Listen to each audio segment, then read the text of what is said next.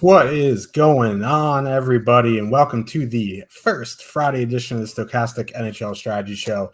I am your host, Josh Harris. We're here. The GPPs are pretty good for this four-gamer, so here we are. I like this little four-gamer. I generally like a little bit bigger slates, but I feel like there isn't one spot that's going to be wild chalk on this four-gamer. It should be pretty spread out. I kind of like that. Interesting slate last night. I got Ville Husso'd. I think you did too. The enthusiasm for the Wings lasted about 38 seconds. Never again. What's going on, Cliffy? It's a good intro. Yeah, definitely did get Ville Husso'd last night. Had Boston won plus McAvoy, San Jose won. I had a solo Morgan Riley that didn't really do anything. Morgan Riley had 2 blocked shots about halfway through that game. Just didn't get another one. It's like, okay, man. But yeah, Ville Husso pulled after 4 goals on 14 shots, I think. Having the old -7 in the goalie column certainly didn't help. I cashed most of my contests, not all of them, because the stacks were good enough. But yeah, one of those frustrating nights. There's a reason why we tilt goalies a lot, because I think somebody actually asked about it in our Discord a couple days ago. Somebody that was new to NHL DFS and is like, how big of a goalie score do you need? And it's like, it depends on the contest. Like, obviously, if you're playing in the $5 and there's 10,000 entries or something like that, you probably can't win with a 2.2 in your goalie column or whatever. But generally speaking, like, if you can get like double-digit points, like 12 to 15 points from your goalie, like, take it and run. It's nights like last night where the guy gets absolutely blown up and is a -7 that can kill an otherwise good lineup. So, those things happen. It was only the 3rd big slate of the season. There's a couple hundred more to go. So, long road ahead. Interesting slate ahead of us here tonight. Some teams, St. Louis specifically. St. Louis is on a back-to-back, playing their 3rd road game in 4 days. Philly opens their season against Vancouver. Vancouver had that epic collapse against Calgary a couple days ago. Winnipeg went into Edmonton and beat the brains out of the Edmonton Oilers. Tampa, Carolina starting their season. So Tampa, Carolina is a really good matchup. We have the absolute definition of a flow chart special between Chicago and Winnipeg. Matvei Michkov's debut.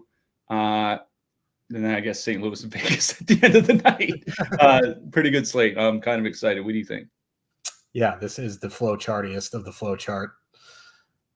My placeholder has Winnipeg 1 in it just based off the price. But, I don't really set anything until after the show.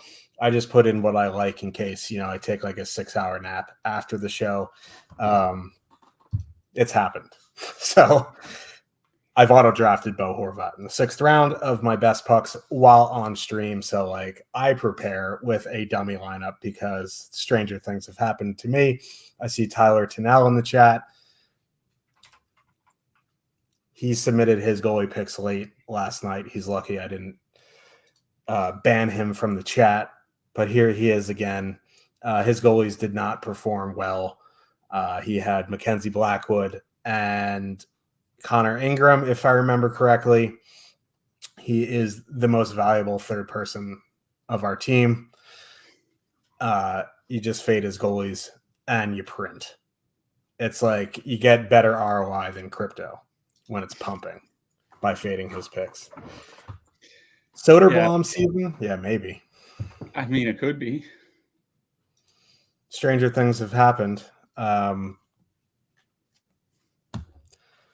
talk about this slate before we do. Just wanted to let you guys know I'm a little bit disappointed in you guys. I told you if you slip my DMs with feed picks, I'd give you a 15% off. I got no feed picks. I did get people slipping the DMs, though. And that's what's most important. I still can get you 15% off your first week or month if you're interested. You just got to show that you're using the affiliate link that I put in the chat, and when you're at the checkout screen, shoot me a DM. I'll shoot you a code for 15% off, and we'll go from there. I really don't need feet picks. It was a social experiment. I'm not Rex Ryan. I don't want to be Rex Ryan. I want to talk about hockey. So let's get into this slate. Tampa Bay Lightning with a 2.9 total heading into Carolina. The Hurricanes have a 3.2. Some will say it's ironic that the Tampa Bay Lightning are starting their series or their season against the Carolina Hurricanes after Hurricane Milton ripped through Tampa. If you're in Florida, hope you're all right. We haven't heard from a couple people this season yet who I know are in Florida. They've had back-to-back hurricanes, so hopefully you guys are safe. But yeah, Tampa starting their season off in Carolina. Couple new faces in new places. Tampa won. Nikita Kucherov, Braden Point, Jake Gensel. Just a quick point on Jake Gensel. We always talked about Tampa won when it was, Stamkos, Point, and Kucherov being an elite line. I don't know if it's a hot take or not, but Jake Gensel is a lot better at this point in his career than Stamkos is. So that line is going to be it should be an absolute wagon. The issue is they're going into an absolute wagon of a defensive line here. But Tampa 2 is Hagel, Cirelli, and Mitchell Chaffee, Nick Paul, Cam Atkinson, Connor Geeky. Carolina going Aho, Jarvis, Rangers legend Jack Rossovic, then Svechnikov, Netchus, and Kokniemi. Third line of Stahl, Martinook, and the real wild Bill, William Carrier. I'm a Carrier guy.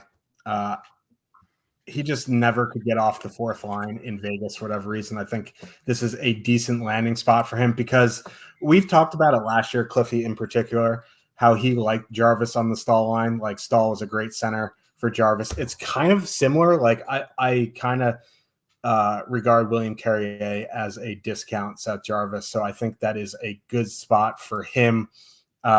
Tonight is a little bit interesting though, because you're going to see Point going up against Stahl. I just don't like stacking against Stahl. And I know it's a 4-game slate, and I know Tampa has the highest top 2 stack percentage of the night, and they don't have a ton of ownership. They have the highest positive leverage. It is an interesting dilemma because last year, Carolina had an elite penalty kill. It took them a couple months to figure out their goaltending situation. They have better goaltenders here. Now, I will say Brady Shea is gone. Brett Pesce is gone. Their penalty kill could regress a little bit. So for that reason, I think you can go Tampa 1 because they're fully correlated. But they also have 2 defensemen on their power play, and data shows that's almost as dumb as going 5 forwards. Like Darren Radish is on the power play in the slap shot spot. Like, what are we doing, John Cooper? Like, what does Brandon Hagel have to do to get on the top power play? I don't know. I don't want to answer that. I had weird thoughts going through my head as I was saying that. I'm not going to say them out loud. It's way worse than feet picks, but I like if you want to play Tampa 1, it's fine. They're also super expensive. And it's a 4-game slate. So like if you're playing in the 150 max, I'd say I would grab some Tampa 1. In my single entry here tonight, I don't think I'm going that route just because 24K line on the road going into Jordan Stahl. I say that, and all I can think about is the time they went into Carolina and they scored like 7 goals on 18 shots on Antti Ranta. I was just going to say that. I was looking up that game log last year. They scored 8 goals on 14 shots. They scored. Yeah. They had more goals than Ranta had saves. Yeah. Like that game just can't get out of my head. And for that reason, I'll have some in MME if I was MMEing. But in my single entry, I'm probably not going Tampa 1. Tampa 2 is interesting because Cirelli and Hagel don't have boat anchor Stamkos on their line. I'm not a huge Mitchell Chaffee guy, but like a 2-man of Cirelli and Hagel as a filler, I think is fine. On the Carolina side, I think there are a couple lines in play here. like we've talked about it probably for a season and a half now. Haas in the chat saying stock markets are stonking. Thank you for putting that in the chat and not texting me that while I'm on the show. I appreciate that. Haas in the chat has a date on Friday. Wish him good luck. He needs a new Mrs. Haas. But I forgot my train of thought. Let's get back to Carolina. Jack Roslovic on the top line with Aho and Jarvis is interesting. You watched him play with the Rangers in the playoffs last season. You know he's a very, very good skater. He lacks some disciplines, shall we say, on both ends. My dog agrees. I think going Aho Jarvis is fine here. I have more interest in the second line, and I know it's just very Kotkaniemi centering that line. But Svechnikov and Netches together, both on the top power play, I think going up against the middle six of that Tampa team, I am very interested in that. Let me kick it to you, Cliffy, so I can send the bacon away, and I'll let you get your thoughts on this game. Yeah, just to reiterate, Tampa went into Carolina once last year. I think it was the Friday right after Thanksgiving.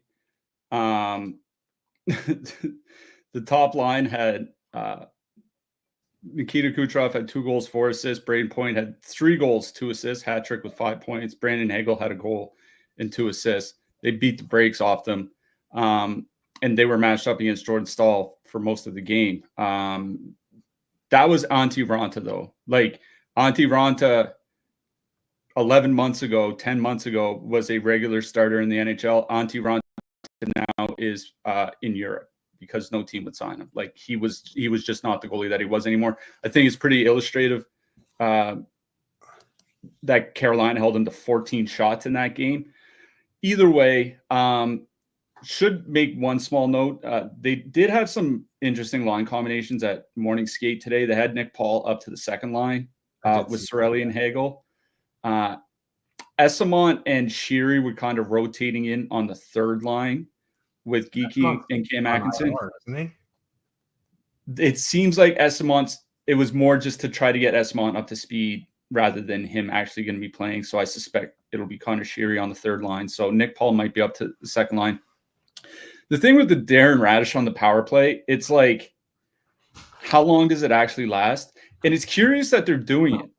You and I are big Brandon Hagel fans, but the power play for Tampa last year was still like top 3 or top 4 in the league by goals per minute. It seemed like an easy fix. Just swap out Stamkos for Gensel, keep the same players going, but they're deciding to switch it up. And I just don't know how long it's going to maintain. Like, that's kind of the problem. It's like if they go 0 for 2 on the power play in the first period, I could see Darren Radish being off the top power play by the second period. You know what I mean? Like, I don't think this is going to be a super long experiment. He's the third different player they've had on that top unit in training camp because they've had Hagel.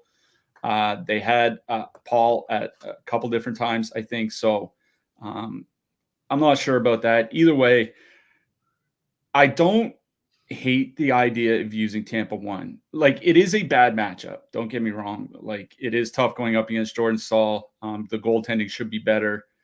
Even if it's not Jordan Staal, even if it is like the Aho Jarvis line, Aho and Jarvis generally really good defensively. The reason why I don't think it'll be Aho and Jarvis is because Roslovic is on the other side. Like, if they still had Svechnikov up there or even Natchez or something like that, I could realistically see them going with that matchup. But I'm not so sure about that. Also, as you mentioned, they lost Brett Pesce in free agency, and that's a pretty big loss. And it's not like they have a ton of, like, they brought in Sean Walker. I think Sean Walker is a really good replacement, but they're relying on Shane Gostisbehere probably to play second pair minutes. They're relying on Dmitry Orlov and Jalen Chatfield to be better than they were. They're relying on the internal options to step up rather than, I know Gostisbehere's technically coming back, but he was there before last season when he was in Detroit. Anyways, I'm not, Carolina's penalty kill is still going to be pretty good, I imagine, but I think Tampa's power play is definitely one of those power plays that can have the advantage here. The only question is the price, right? $23,900. They're $5,700 more expensive than any other line. They're the clear top 2 stack on the night. lowest ownership of any of the top 4 lines. So like there are lots of reasons to play Tampa Bay here. I just think it's a pretty prohibitive price considering where we've seen other lines go. Like I think the Edmonton top line, like I know Edmonton got shut out, but the Edmonton top line was in the $22,000 range. And this is like $1,500 more expensive than Connor McDavid and Zach Hyman and Ryan Nugent-Hopkins. Like it just feels like a really hefty price. Like I think like Nikita Kucherov is always in play for me because it's like if Tampa does get like 4 goals or something like that, he's probably going to be pretty involved in them. So, if you want to win off Kucherov, I think that's fine. Tampa 1's definitely in play. I just don't know if they're my favorite line. If this sort of like slightly bigger slate, I think I'd honestly be more interested. Like if it was like 7 or 8 games and they're coming in like 2, 3, 4% ownership, I'd be like, yeah, this seems like a pretty good high upside, low ownership spot. Only 4 games. It's a lot of eggs in one basket. I don't think I'm going to get behind in a single entry. I'm not ruling them out, but they're not at the top of my list. I think Tampa 2 is kind of interesting, honestly. Hagel, Cirelli, Paul, none of them on the power play. I don't imagine they're going to get very much ownership. Coming in probably 1 to 2% owned. They're not going to be – they're one of those stacks that you can fit in. Like if you're playing an expensive Vegas stack later or Vancouver power play stack, like you can put them in with them. And they're going to avoid the Jordan Staal line in all likelihood. And then once you get into those depths, once you get into the Chatfield, Orlov, Gostisbehere pairings and all that, then I think Carolina can kind of be had as much as Carolina can. I honestly don't mind Tampa 2 here. Tampa 3 is like, I'm not playing Tampa 3, but I was talking to you this morning about Cam Atkinson. Like Cam Atkinson, he didn't have a bad season for Philly last year.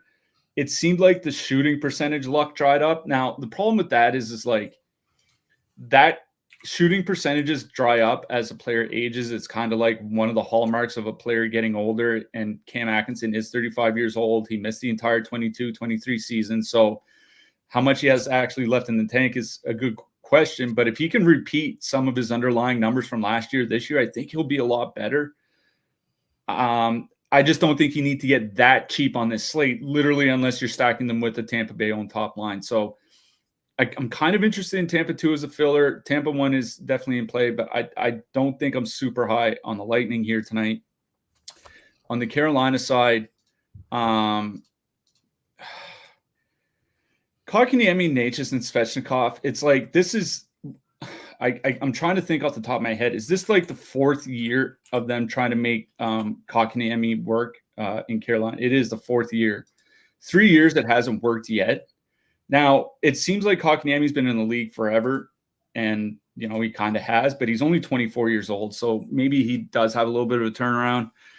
He has 2 of the 3 top wingers on the team to try to get him there. This is just another one of those cases. It's kind of like the Tampa power play where, like, I'm not convinced Kotkaniemi is the, quote, second-line center. Like, I'm pretty sure Jordan Staal is going to end up playing, like, 16 minutes. Kotkaniemi, like, 13, maybe. And if he really doesn't play well, I could see him go right down to the 4th line in place of Jack Drury. That's just kind of the problem here. Maybe it's too early in the season for them to kind of send him to the shadow realm. But Kotkaniemi does not have a long leash. I think for me, it's Carolina 1 that I really do like in this game. Carolina 1 coming in 12.6% top 2 stack, 13.6% ownership. That's with Roslovic there. Reasonable price with Roslovic under 16K. I think you can take off Roslovic and put in one of Necas or Svechnikov to try to make it more of a power play stack.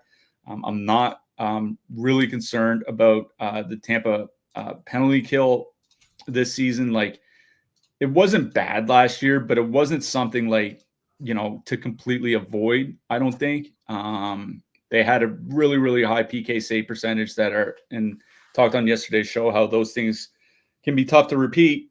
So I think I like Carolina 1 most in this game.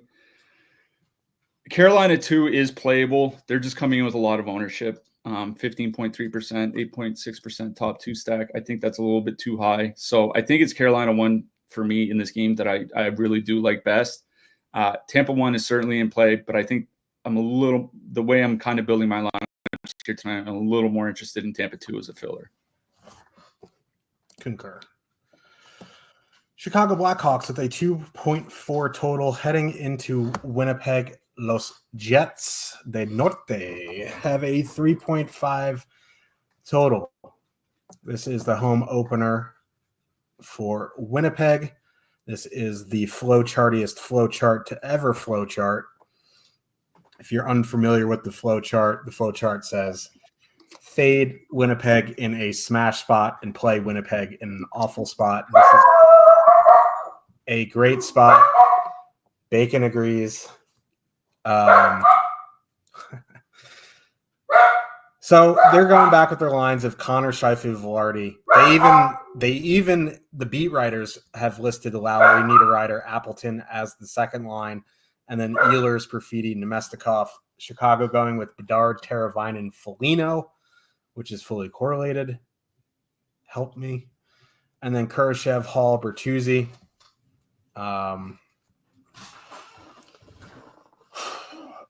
So with Bedard, Teravainen, and Foligno, they're fully correlated. The Jets' penalty kill is not great.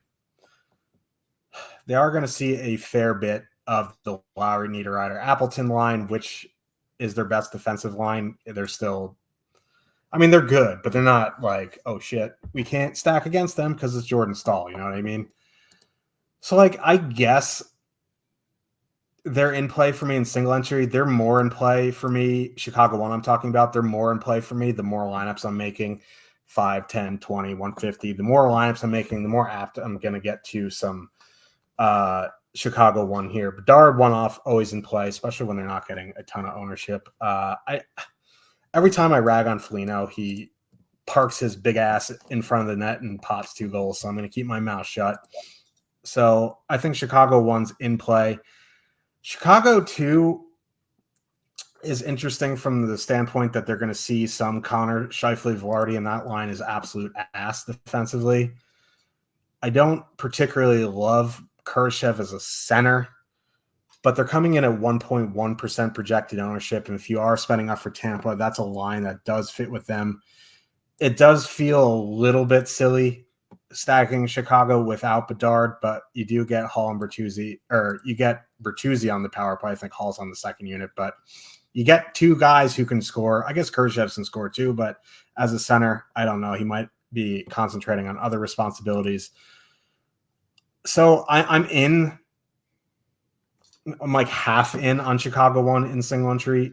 In MME, I'm in on them at that ownership. And again, if you need a filler, I'm okay with Chicago 2. At the same time, I'd rather just play Winnipeg 3, the Lowry, Niederreiter, Appleton line. Instead, they're under 10K. They're going to play 17, 18 minutes at home because they're their shutdown line. So, yeah, if you want to get different with Chicago, fine. But Winnipeg 3 as a filler. I do really like Winnipeg 1 here. They're going to avoid the Dickinson line, even with Mikheyev there. It's still Dickinson and Joey Anderson, and they are a very good defensive line. They're going to get a fair bit of that Kurashev, Hall, Bertuzzi. Can't imagine that's going to be a great defensive line. They are coming in at 25.5% projected ownership at 17,200. Honestly, in single entry, I would imagine some of those guys may push 40, maybe high 30s, but they're fully correlated. It is a very good power play spot. It is a good 5-on-5 matchup. Chicago looked awful against Utah. I'm just trying to inhale the copium for when I do end up stacking them and I get flow charted into tomorrow. If you want to go back to Ehlers, Perfidi, Nemestikov, that ownership is just too much for the ice time for me. I'd rather just go up to Winnipeg 1 or just play Lowry, Niederreiter, Appleton. Yeah, I'll start on the Winnipeg side. Lowry, Appleton, Niederreiter definitely play. It for some reason it feels like chasing points because they did so well against Edmonton on Tuesday night. Or Wednesday night. You know what I mean? Under 10K and they play 17, 18 minutes. You know what I mean? Yeah, that's the other thing. It's they fit in pretty well with Tampa, and you're not going to get a lot of lines that'll play 16 minutes that will fit with a $24,000 Tampa 1 here tonight. So don't get me wrong, I completely get it. That Ehlers, Perfidi, Nemestikov line, it's heartbreaking, man. I I was looking at the ice time the other game. It was a game where they won 6-0, and Ehlers had under 12 minutes of even strength time. Even last year, when Ehlers had like a 5-year low in ice time per game, he was still playing about 13 and a half minutes at even strength. Even he dropped off a minute and a half from a 5-year low in a 6-0 game on the road, nonetheless. Yeah, it's clear that the coaching staff just has absolutely no confidence in that entire line. Like even I think Nemesnikov had the least ice time of anybody in the game. Even Rasmus Kupari had more. Yeah, the entire fourth line had more even strength minutes than Nemesnikov did. So like, it's one of those things. Like they're gonna be low owned, I think. And if they're not going to be low owned, I don't want to play him at an over owned spot. You know what I mean? It's like they should come in low owned because they're not going to get very much ice time. This is basically a third/fourth line at this point. With Ehlers getting it's like, you know what this is like? This is like Carolina. Remember like when Stefan Nason was there and that fourth line would get like 11 or 12 minutes a game, but Nason was on the top power play unit. That's basically what the Nemesnikov, Perfidi, Ehlers line is. It's pretty close to their fourth line at this point with Ehlers on the top power play unit. That's the one difference. But it is Chicago. It's like if they're ever going to get ice time, you would think that this is the game to do it, but we'll see. Honestly, I think I would probably just go to Winnipeg 1. They got ice time in that game. We know they're going to get ice time. They're perfectly correlated. They're going to go out against that Chicago top six, and that Chicago top six is just going to be bad defensively. I feel bad starting the segment saying this is definitely a flow chart game and then saying play Winnipeg, because this is the like I said earlier, the definition of a flow chart game where Winnipeg just completely falls flat on their face and loses 4-1 or something like that. Yeah, but we don't know if the flow chart is calibrated. We gotta give it a test run. You know what I mean? Hey man, going into Edmonton and winning 6-0, like if they go into Edmonton and win 6-0 and then lose at home like 4-1 or something to Chicago, I'd say the flow chart would be pretty keyed in early in the season. We are so back if that happens.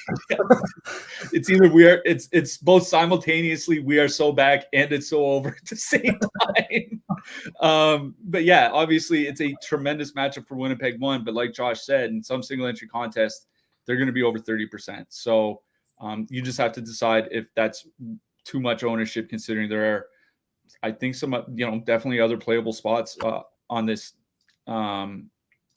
slate. Like they do have the third highest top two stack percentage, but it's less than double the top Carolina line, and they're 4 times the ownership, probably 5 times the ownership of Carolina 1. So like, double the ownership. I was looking at the wrong team. So like, I do think Winnipeg 1 is certainly in play. I just think they might be a little bit too high owned for my liking. It's the Chicago side that honestly kind of interests me.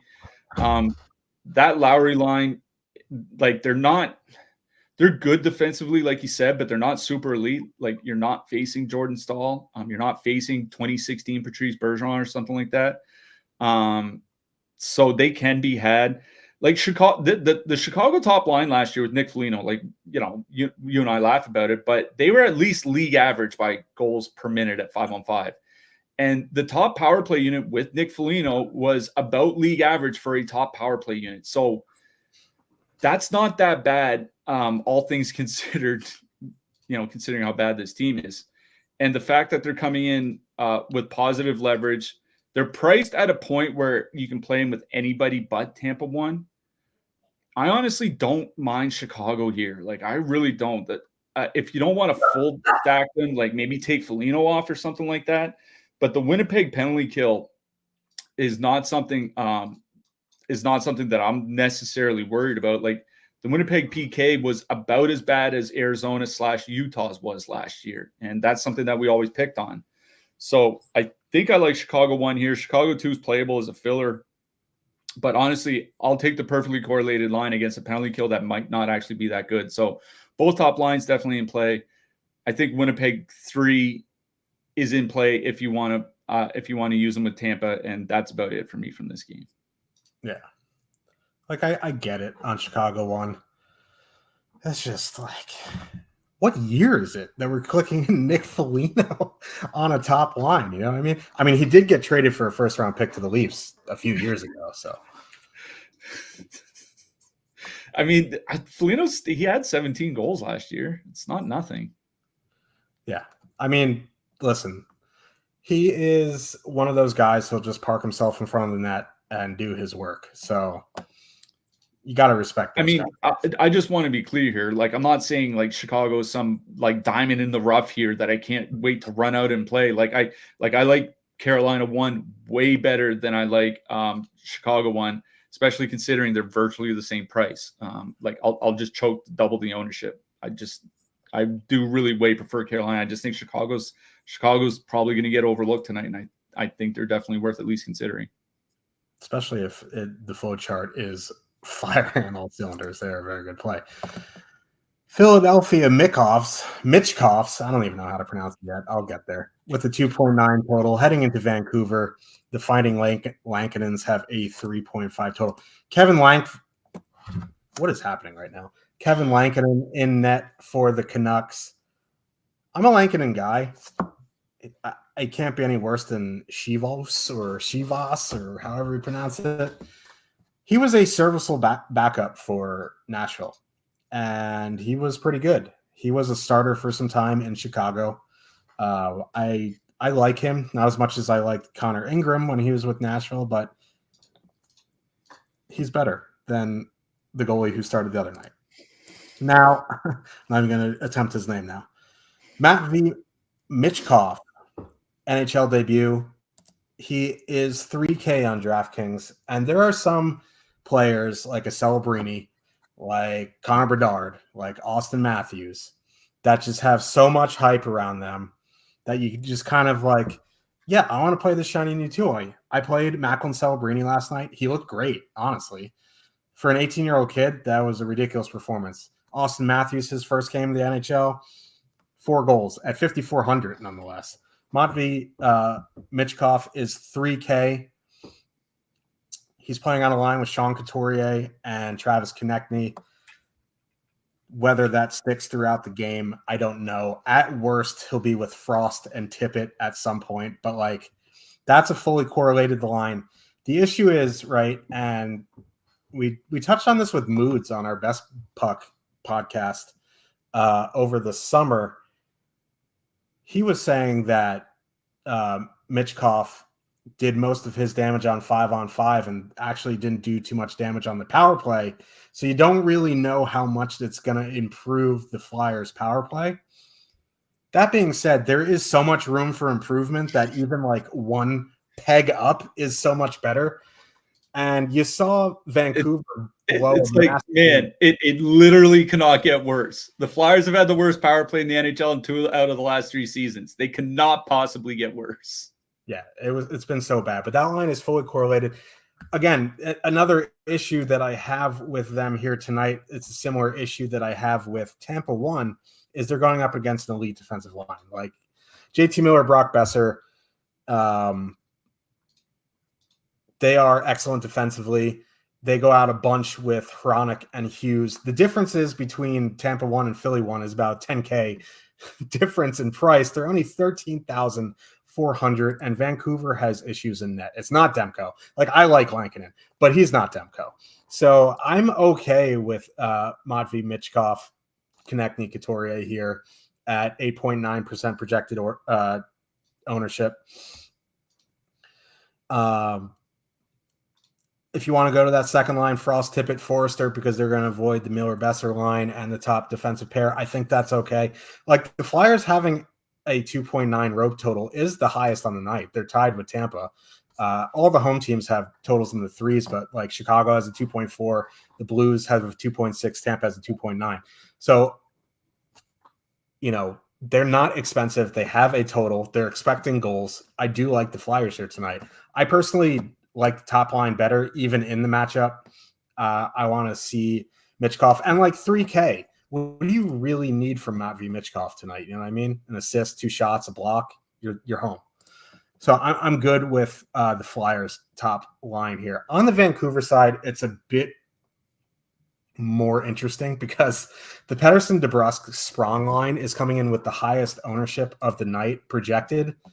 I'm not 100% sure. I agree with that. Yeah, he is very expensive on FanDuel. So you're kind of going to have to make a decision there. 3K on DraftKings kind of makes the decision easy if you're thinking about playing him or not. FanDuel, you're going to have to make that choice. But like the Pettersson DeBrusk Sprong line, 18.2% projected ownership, coming in at 29.1% projected ownership. That's insane. And I kind of don't get it because for a good stretch of the season last year, the Flyers were very good defensively. You didn't want to go up against the Frost line like 2 years ago. Couturier, yeah, he's not the player he was before his back injury, but he's still fairly good defensively. That Pettersson line's not going to see the Couturier line. They're going to see the Frost line. Forster is pretty good defensively. So if I was going to a Vancouver line, it would be JT Miller, Besser, Heinen. Like, I just cannot fathom playing a Vancouver line at 30%. Like, yeah, they're cheap. They're 14-7. I get it. Like, honestly, I'd rather play the Flyers top line there. I would rather play Chicago 1 there, just based off ownership. So I'm in single entry anyway. I'm out on Pettersson, DeBrusk, Sprong. In MME, you can make a choice there. I like Miller, Besser, Heinen. They're coming in at 6.1% projected ownership. They are more expensive. They're $3,500 more expensive, but you get Miller and Besser on the top power play. Heinen, I'm a Heinen guy, but they're going to be on the ice a good portion of their time with Hughes and Hronek. That doesn't only help defensively. That also helps offensively. Quinn Hughes is an elite puck mover. Hronek is a very good puck mover. So I'm in on both top lines here. I think both second lines are fine. I just, at the Vancouver second line ownership, that's a bit insane for me. I also don't mind, like, if you were like power play stacking Tampa, I don't mind a 2-man of Garland, Hoglander, something like that. Like, that's a pretty good third line. So I'm fine with that, but it is the top sixes that I like here. Yeah, it's curious to see Vancouver with a 3.5 total here. It's the same total as Winnipeg. So are we treating the Flyers like they're the Chicago Blackhawks? I think that feels pretty wrong to me. Like, don't get me wrong, the Flyers completely collapsed down the stretch last season in very hilarious fashion, I might add. That was torch fashion. Usually it happens in the playoffs, but his teams just die because they are so beat up by the end of the season. Yeah, and you can't just completely discount like 18 or 20 games or whatever it was there at the end of the season.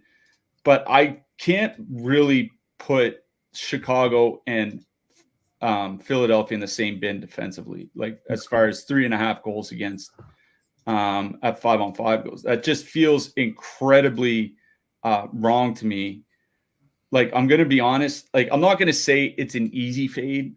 It's a 4-game slate. Hockey is weird. We've seen a ton of weird things happen already. This, like last night, like, not that San Jose Sharks are a great team, but they said St. Louis had 1 win in the last 25 years when trailing by 3 goals in the third period. And now they have 2 wins. You know what I mean? Like, that's just kind of the way that hockey goes, but it feels like a somewhat easy fade for me here.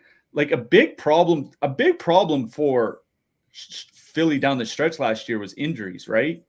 Like, they had York and Sanheim, but they had to trade for Eric Johnson. They had Ronnie Attard and Adam Ginning, who are not on the team anymore or in the minors because of injuries. Like, this is not the same blue line. Like, they effectively added Jamie Drysdale, Rasmus Ristolainen. We used to make fun of him, but he was a great defensive player. He's been a great defensive player under Tortorella. Like, that makes a difference. Consider, like, if anything, I'd go back to Miller, Besser, and Heinen just because of the ownership. There is no way I'm playing a Vancouver line at 30% against this Flyers team. I think they're being severely disrespected defensively. They had the best penalty kill in the league for half the season. And they and even as bad as they were in the final 6 weeks, I think they still finished top 3 or top 4 in the league by goals against. I'm just looking right now. Up until the trade deadline, the Flyers were 10th by fewest goals against in the league, better than teams like Vegas, Dallas, Nashville. Like, this is not a bad defensive team. Honestly, I don't have a lot of interest in Vancouver. Like I said, I think it'd be Miller, Besser, and Heinen that I'd go for. Pettersson got a ton of ice time the other night. I think he got 23 and a half minutes, which is pretty absurd. I'm going to be honest, though. I'm not super in on Vancouver. I just think there's going to be way too much ownership in what is not a very good matchup. I don't like if the Flyers are anywhere close to what they were for the first 65 games last season. This is a bad matchup for Vancouver. And at like 25-30% ownership on some of the players, I think that's a fairly easy pass for me. So again, if anything, Miller, Besser, and Heinen. Other than that, I think a Pettersson one-off actually works, because if they are going to play him 22 minutes a game or something like that, he's a one-off every single night, one-off potential. But I really don't have a lot of interest in stacking them. Honestly, I have more interest in the Philly side. Like, I do like Kevin Lankinen, as you do, but more as like a good backup, not as a starting goalie on a Stanley Cup contender. You know what I mean? Like, there is a difference. You're right. He is definitely not Thatcher Demko. Konechny, Couturier, Michkov coming in at 8.9% ownership. Very reasonably priced, obviously $13,400. Like, if you want to take off Couturier and put in Frost to make it like a full, more of a power play stack, I think that's just fine. I do worry about the power play, just because we have to see it get better before we kind of assume that it'll just be better. But like, it's not as if the Canucks had a great penalty kill last year. It's basically in the middle of the league. If the Flyers power play with a healthy Drysdale, adding Matvei Michkov, if it is 10% better, 20% better, it makes a big difference for all their offensive players. And I know it's just preseason, but I think it's worth noting Michkov led all Flyers forwards in ice time per game by about 30 seconds in the preseason, even strength ice time per game. Overall, it was only like Konechny and Noah Cates were higher, and that's because Noah Cates kills penalties. Like, I do worry Michkov is only going to play 16 or 17 minutes. Maybe he's going to actually play 18 or 19. And considering the price, I think it's worth finding out. Like, if Michkov, Couturier, and Konechny actually play well for a couple weeks, this line is probably $18,000 by the end of October. You know what I mean?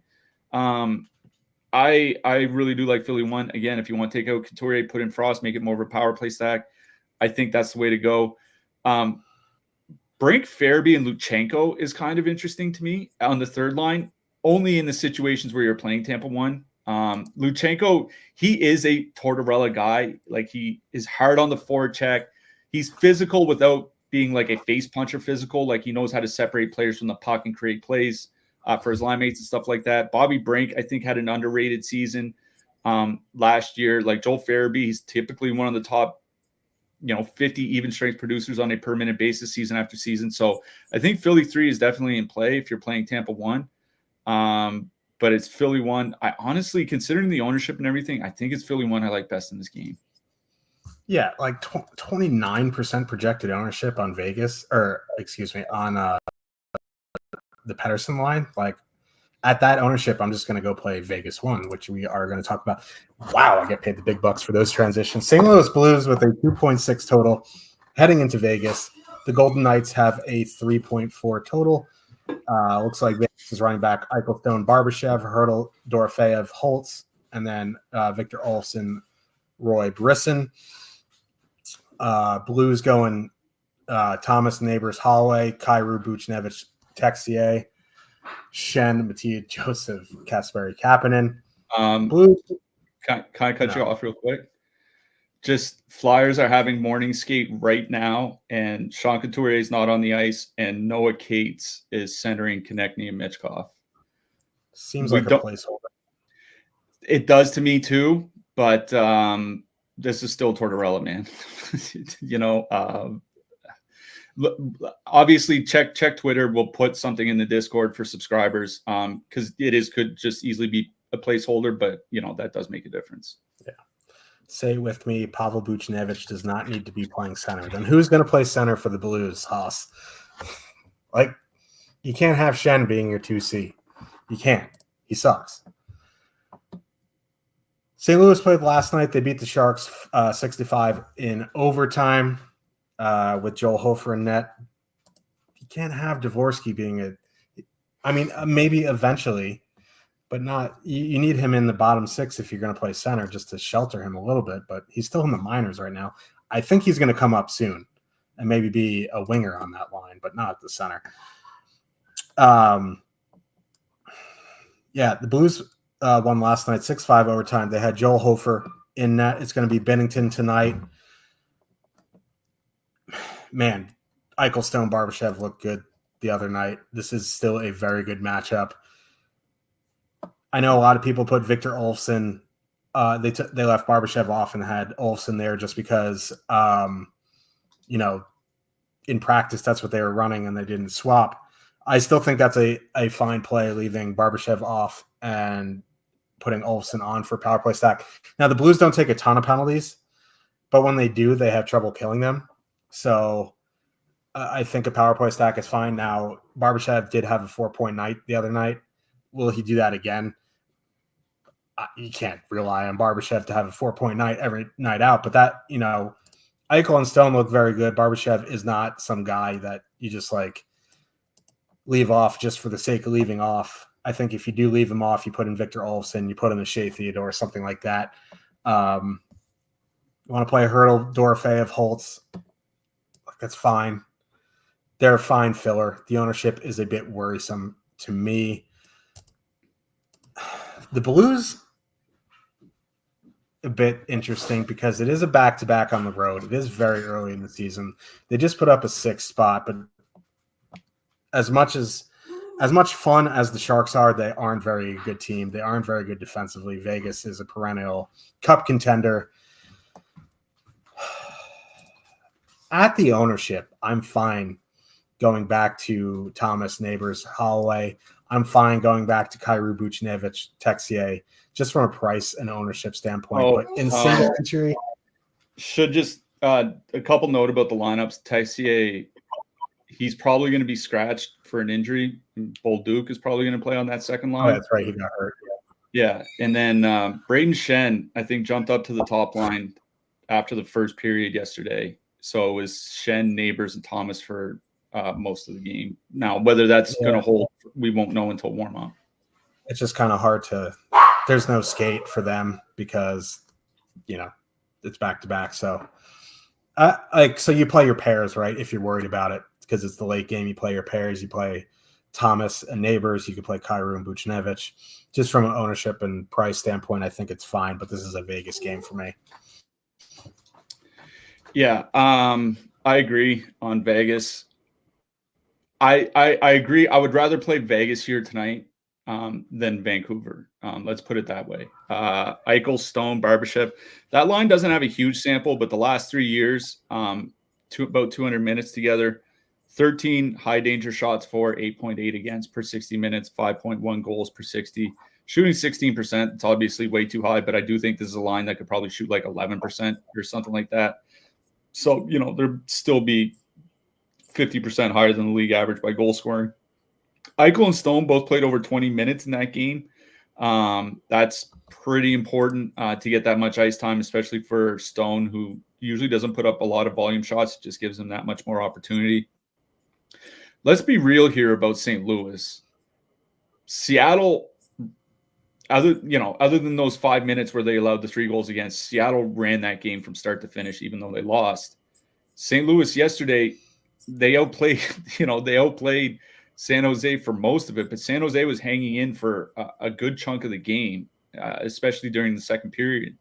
The St. Louis Blues team is just not that good. I do think Vegas is clearly the better team. The point about the power plays and penalty kills is important. These were the 2 least penalized teams in the league last year. There might only be like 2, if you're lucky, 3 power plays per side here tonight. Doesn't give you a lot of wiggle room, but I agree with you. If you want to take off Barbashev, put on Olofsson, that's perfectly fine. Thomas Hertl had a lot of ice time in that game. I do think doing like an Eichel Stone Hertl stack, I think is perfectly fine. Like just stacking from the top power play unit. I think Olofsson, Roy, Brisson is in play in one of those Tampa stacks. Again, they're going to be going out against the St. Louis bottom six quite a bit, and that St. Louis bottom six, like there's just not a lot there. Radek Fax is fine, but he can't do it all himself across two different lines. So, Brisson, I've seen him compared, like he might turn into a Joffrey Lupul in the future, kind of like a 25 goal, 25 assist guy, if he can hit his stride. So, he seems like he's a decent prospect. Nicholas Roy, we know, is a good two-way player. Olofsson, we make fun of Victor Olofsson, but think of all the guys that have left Buffalo over the last 5-ish years and just started playing a lot better. Like there's one on this team in Jack Eichel. You have Sam Reinhart. You have Brandon Montour. You have Evan Rodriguez. I'm sure I'm forgetting some. Like maybe he just, Rasmus Ristolainen, we talked about him earlier in the show. Like that was a guy we were saying for years, how is he in the NHL? And then he goes and plays for John Tortorella and he's a great defensive defenseman. Maybe they'll be able to fix Olofsson in some way. I don't mind Vegas 3 if you want to use them with Tampa 1. It's Vegas 1 that I do like best in this game by far. I don't have a ton of interest in St. Louis. If anything, I would probably go Thomas, Neighbors, and Shen and just try to get all the ice time. But I don't have a lot of confidence in, like, if St. Louis had played better in their first 2 games, I'd have a little bit more confidence. But this is their 3rd road game in 4 nights. And yes, it is the start of the season, but it's still a lot of travel and a lot of hockey in a small amount of time. For me, I don't have a lot of interest in the St. Louis Forwards. For me, it's about Vegas 1, maybe Vegas power play stack if you want to. Power play stack out there on Wednesday night. Vegas 3 certainly if you want to fit in Tampa 1. Yeah. And like Seattle's just kind of like the gatekeeper of the NHL. If you want a litmus test for an average team, you go play Seattle. And Seattle just absolutely dummied them besides that 5-minute stretch where the Blues scored 3 goals. So, yeah. In on Vegas here. Let's talk a little bit about defensemen. As always, as I mentioned at the top of the show, you can sign up through our affiliate link. Weekly, monthly, you get access to skater projections, top stacks tools, Discord. You get Data Central. You get all the good stuff. You did miss the 5 days for $1 deal, but if you do DM me and you show me you're at checkout using our affiliate link, I can shoot you a promo code for 15% off your first week or month. No feet picks necessary, although it never can hurt your chances. Let's talk about some defensemen here. I am who I am. Quinn Hughes at the top of the board at 6,900th, and Seth Jones, Victor Hedman, Josh Morrissey, Shea Theodore, Colton Parayko from 6 to 5,400. Honestly, Shea Theodore is probably my favorite play there. I think Josh Morrissey, obviously, very, very good. Seth Jones, he just plays a ton of minutes. Like the one guy I probably don't want to pay up for is Quinn Hughes. It's just a tough matchup. Vegas doesn't agree with Cliffy and I, but occasionally we go head to head with Vegas and we come out ahead. I do like Theodore, Jones, Morrissey. There are a couple cheap options there. The mid-range seems pretty good, so I'll let Cliffy go through that. Yeah. Josh Morrissey topping the projections at Stochastic, Shea Theodore 2nd, Quinn Hughes 3rd. But obviously there's a huge price difference where Morrissey's $1,200 cheaper on FanDuel. Theodore's $1,400 cheaper. So Morrissey is at the top of my list. I don't have interest in St. Louis forwards. The St. Louis defenseman is kind of a different story. Colton Parayko has been pretty involved offensively. I think he has 7 shots and 7 blocks through 2 games. He's kind of playing the way he's kept up his play the way that he finished the season last year. Like the last 4 or 6 weeks, he started shooting more, getting more involved in shot blocks and things like that. He's expensive, so you probably need more than shots and blocks from him, but block shot bonus and assist, like those types of things are definitely in his range. I honestly don't mind Parayko here tonight. Mid price range. the trio is for me is Hronik, Slavin, and Hanifin. Like, I know Theodore's on the top power play unit. We just talked about how St. Louis is one of the least penalized teams in the league. And Hanifin, I think he was the only Vegas defenseman the other night to crack 22 minutes, I believe. Like, he is, quote unquote, their number one defenseman, even if Theodore's on the top power play. So, like, Hanifin could play 22, 23, 24 minutes here tonight. Do like him in the mid-price range. There's a lot of cheap guys to like. Again, Shane Gostisbehere, obviously super cheap, running top power play. Dylan Sandberg got a lot of ice time for Winnipeg the other night, and I think it's by design. Like, I don't think it's just because they're up 6-0. I think he's going to be a big part of that blue line. Sean Walker is a guy that loves to skate with the puck, move the puck. I think he's going to fit in well in Carolina. I do like him at his price. Igor Zamula is kind of interesting. He got a lot of ice time in the preseason. I know he's not running the power play for the Flyers, but usually we don't stack the Flyers for their power play anyway. And Zamula is 2,500. I could see him getting over 20 minutes here tonight. So if you need a mid-price guy, I think he's definitely in play. Yeah. I don't mind Jay on Chatfield on that Orlov pairing at 2,600 either. I'm not sure what the minutes allocations are going to look like for Carolina, but like at 2,600, if he even gets like 18, I think that's fine. He looked good in the playoffs. I think that's why they're trying to give him the first crack, but we'll see. The cheap Carolina guy is definitely in play. Let's talk a little bit about goalies here. There really isn't much to say about goalies, except if you have a lean on one, you play him because that's just how it goes. Connor Hellebuyck at the top of the board, 8,400. Aiden Hill, 8,200. Kevin Lankinen, 8K. I think if I'm spending up, it's for either Hellebuyck or Aiden Hill. I don't mind Vasilevsky. The thing with Carolina is their thing is, come for the expected goals, stay for the shutout. I still think that's kind of true. They are a high shot volume team, so I think Vasilevsky is in play. I do like Urson. Bennington is interesting because, like Cliff, you mentioned, they don't take a lot of penalties, and if the Blues do win this game, it certainly isn't going to be a shootout like last night. I don't think so. Bennington's in play. If you really want to go with the flow chart, I guess you could click in Arvid Soderblom and buckle your seatbelt and make sure you have fresh airbags because they're probably going to deploy. Yeah, Bennington is projected for the most saves at Stochastic. He's just, he's also projected, I think, for the third most goals against. It's kind of the way it goes. But if you need a super cheap, like of the cheap goalies, I think Bennington would be the guy. Like you said, if St. Louis wins that game, I think it's probably like a 3-1 game or something. It's probably not 6-5. So I do like Bennington if you need one super cheap. Hellebuyck is one of the expensive goalies that I like. Like, I do like Lankinen in net against Philly. Again, like the whole thing is I just think Philly is better defensively than they're getting credit for.